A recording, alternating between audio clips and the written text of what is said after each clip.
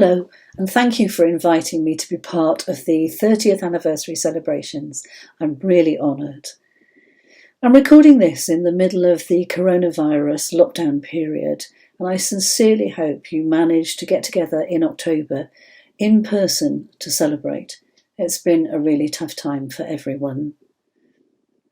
But if I think through some of the highlights for me, the first thing that leaps into my mind is the creation of the National Council. The National Council was a force to be reckoned with, and if you said, "This is what the National Council thinks," to people in power, they really listened. After all, the National Council were elected representatives from each county and had the whole of Wales behind them.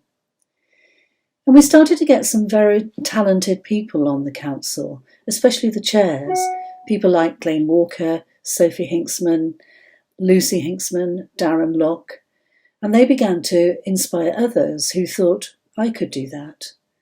As time went on, the National Council gained more and more influence. It became recognised as the serious platform for the voice of people with learning disabilities.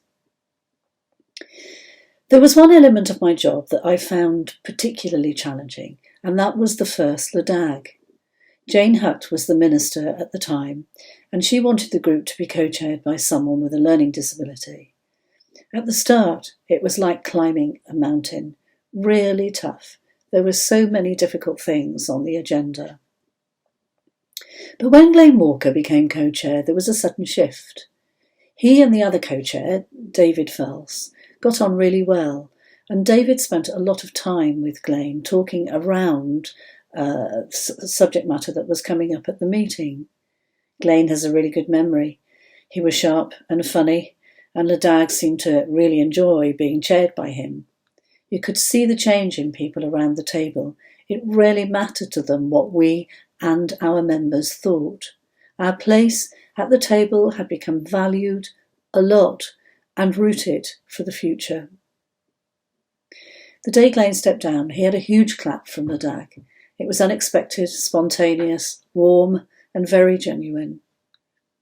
After David Fells finished, there was a round of interviews to get his replacement and to get a new co-chair with learning disabilities. 3 people applied from People First and a couple of others too, but Sophie Hinksman got the job. They told me afterwards that they described her as the beating heart of learning disability, and I thought that was incredible. Another highlight for me was the way we managed to switch people with learning disabilities onto politics.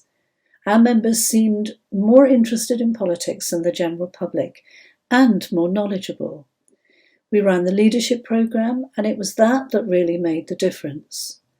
As more of our members developed leadership skills, there were more and more people to represent and speak up for people with learning disabilities. And the more that happened, the more people in power sat up and took notice. So you're celebrating 30 years of All Wales People First, and I'm glad and proud to have served for 15 of those. They say that if you love your job, you'll never do another day's work in your life. Well, I loved my job, and even now I miss it. The buzz, the joy, the shared ups and downs. But the best thing was making way for Joe Powell to become National Director. Everything felt right about that. And 8 years on, you can see just how right that was. Well, Wales People First is the strongest it's ever been, and if it stays true to the principle of always listening to its members, as I know it will just go on getting stronger. I'm sorry not to be at the party, but congratulations and happy birthday, People First. More importantly, enjoy yourselves.